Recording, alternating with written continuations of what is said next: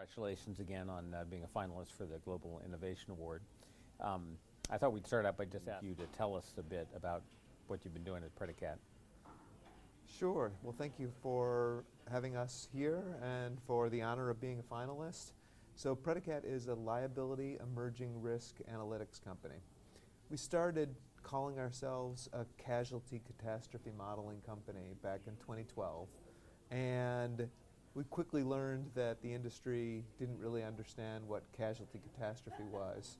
And when we explained that it was that we were an emerging risk modeling company, they said, oh, well, that makes sense. So we stopped calling ourselves casualty catastrophe back then, though we are returning to it now. So essentially what we do is we identify emerging risks early, ideally 7 to 10 years before litigation could even start. We do it by using AI on scientific literatures. So we're trying to find where a scientist is hypothesizing in journal articles that some chemical or product or business activity results in bodily injury or environmental damage. Then we track the science as it evolves into a literature that can potentially be used in litigation as scientific evidence. And once it gets to a certain critical mass, we model the potential litigation that could emerge, and we we model the potential litigation that emerge, convert it into company profiles, and we sell it as a SaaS product to insurers who use it for underwriting, exposure management, and increasingly for informing pricing and reserving and the like. And you had some pretty impressive examples of how many years you were ahead of a number of issues that are cropping up, like talcum powder and so forth. You want to talk about a few of those? Sure. Well, when we were first launching our product, which was in 2013, the system already had in it the PFAS chemicals and talc and Roundup and chlorpyrifos. All of those are in litigation today, but the litigation started really after when we launched. And every mass litigation that has started since 2013 when we launched our product was in our system before the litigation began.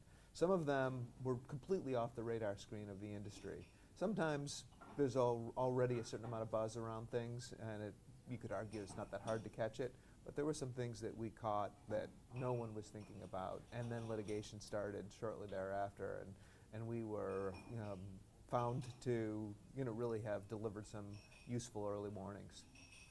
There were a couple you mentioned that I'm curious about that you say are in the pre-litigation phase now. There's one whose name I can't pronounce. It's like phthalates, or right. You'll say it right, and microplastics. I wonder if you could talk a little bit about those. Sure. Phthalates is it's a chemical that is an additive to plastics, typically added to polyvinyl chloride, which I think is possibly the most widely used plastic. So it essentially makes polyvinyl chloride softer and flexible. So it's used in medical tubing, it's used in toys, things like rubber duckies. It's used in food packaging. It's used in all kinds of consumer packaging. So it's so widely used, in fact, that it is recently started to be called the everywhere chemicals. So everybody's talking about the forever I've seen chemicals. That. Okay. Everybody talks about the forever chemicals for the PFAS. The everywhere chemicals is phthalates. Recently, at the end of 2022, a new litigation started over hair relaxers. And the hair relaxer litigation is litigation that's alleging that people who have their hair straightened frequently, that the chemicals that are put on their scalp, that they get into the bloodstream and can lead to uterine cancer. So the scientific literature around these hair relaxers is pretty small, probably not strong enough to support litigation. So the plaintiff's attorneys have put in their complaints the ingredients that go into the hair relaxers, and the number one ingredient that they highlight is phthalates.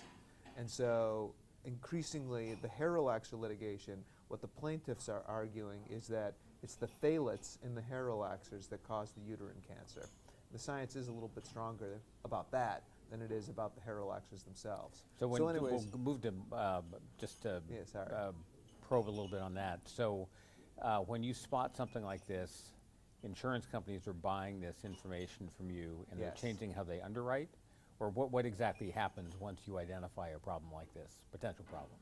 So first of all, when an insurance company works with us, they will, first thing they normally do is they take their casualty book of business and they enter it into our system, and we model it and we identify the exposure to all of the emerging risks in their portfolio.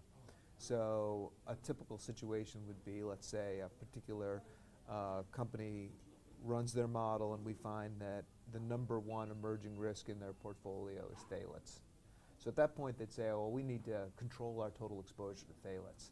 And so they develop an underwriting strategy that says, well, if it's a chemical company, then we don't want to write that chemical company anymore. And then if it's a downstream user of the chemical, such as a medical tubing manufacturer, then we want to have a referral process. We want to evaluate the way the company handles the chemical, and then we want to control our total aggregations. All that underwriting strategy then flows into all that data flows into an underwriting strategy, and then the underwriters at the company, they will then follow the instructions that go with the strategy. So they have a new submission or a renewal, and they call it up. They see that there's exposure to phthalates, and they check to see what the underwriting strategy says. There's either an exclusion required or a referral, or and then when it's actually written, then it goes into the exposure management system to control the total aggregation. That's an example. Okay, so I cut you off. You were saying something. Well, I was about to say that the question on phthalates is, on hair relaxers, is if the science is accepted that the phthalates are causing the uterine cancer, then what we expect is that it'll spread from hair relaxers to all these other uses. And then we'll have a full-on everywhere chemical litigation that's happening at the same time we have the forever chemical litigation. And that's potentially a worrisome situation for casualty insurance. Okay. And then microplastics? So microplastics are the breakdown particles as plastics degrade in the environment. We, as I mentioned, we track science from the time of the early studies as an early warning system, and the literature around microplastics has grown faster than any literature we have been tracking since the beginning of Praedicat. There are now about 15,000 studies published that are examining the impact of microplastics in the environment, the way in which microplastics can enter the body, the way in which they're carried by weather around the globe, how once they enter the body, where they go, how it ends up in the brain. Recently, about 3 weeks ago, there was a study that actually was looking at how microplastics, which are in the atmosphere, primarily in urban areas because of tires, they come off of tires.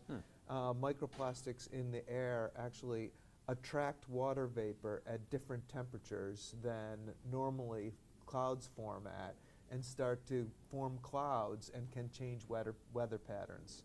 So the extent of impact of microplastics in the environment is so great that the potential avenues for litigation being identified in the scientific literature is pretty enormous. We think that it could come out in many different ways, and are working with our clients around exactly how to think about where the exposures might be. There has been some litigation, nothing insurance relevant yet, consumer litigation and the like, and we are seeing 65 cases in the U.S. courts right now over various issues, greenwashing over recycling, as they call it, greenwashing, or whatever it might be. But we can start to get a sense of who the defendants might be and start to work with our clients early on what their total exposure might be. So that's fascinating. Any other things we ought to be watching out for in particular? I mean, those two I think are great, but are there others? Well, we have 300 in our system, so How long do you have? I would say that another area that is worth talking about is generally climate. And climate is an area where there has been some litigation. In particular, there are about 50 cases in the U.S. courts that are brought by typically states' attorneys general, and they are alleging that typically oil and gas companies have caused climate change. So those cases are really the first wave of potential litigation over climate. And in when we say that, climate, we expect there's going to be potentially litigation over what caused climate change. That may also be followed by litigation over failure to protect against the consequences of climate change. We've already seen some of this. I'll give you a quick example, though, of the kinds of unexpected things that will happen as a result of climate change. The scientific literature in the about 2015, 2016, started to identify this issue that increasing droughts and increasing heat were causing concentrations of arsenic in soil. And then rice plants tend to pick up the arsenic from the soil. And so some scientists started to argue that because of the fact that baby food uses rice as its backbone, that there would be litigation over elevated levels of arsenic in baby food.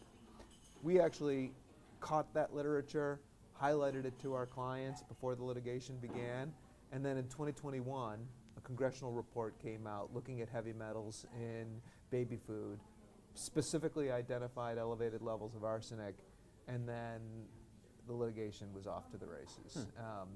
It's still ongoing. There are both baby food manufacturers and retailers named as defendants. There are, I think, over 100 defendants so far, thousands of cases, and we'll see where it goes. But the interesting thing about that, though, is that all that was caused essentially by the changes in the environment from climate change. And so you could argue that that's the first product liability that resulted from climate change. So those kinds of things we expect to see more of.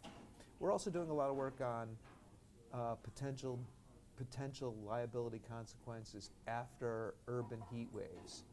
So scientists have argued that in coming years, the potential for there to be heat waves that are worse than anything we've ever seen, that could result, if combined with energy, the disruption in energy, blackouts, that there could be a large amount of deaths in urban areas. So given those types of models, we have looked at what the potential liability consequences for companies that would arguably have been responsible for taking care of vulnerable parties, so nursing homes, schools, daycares, et cetera, also habitational real estate. This is a phenomenon that hasn't yet happened, but where it's worth working through what the liability consequences, given the projections coming from the climate scientists. Right. Great. A bunch more reasons for me not to sleep at night. Sorry. But thanks for taking the time again. Congratulations, and I'll be fascinated to follow your work. No, my pleasure.